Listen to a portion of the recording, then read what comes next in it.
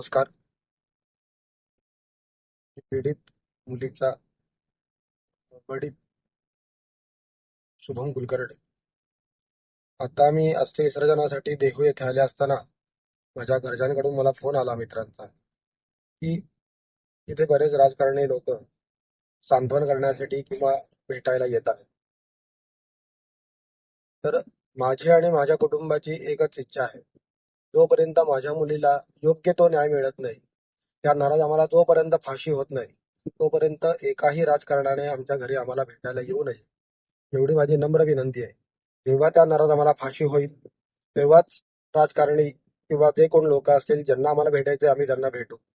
जोपर्यंत त्या नरात आम्हाला फाशी होत नाही, तोपर्यंत कुठल्याही राजकारणाने माझ्या घरी माझं सांत्वन करण्यासाठी येऊ नये, ही माझी नम्र विनंती आहे. धन्यवाद.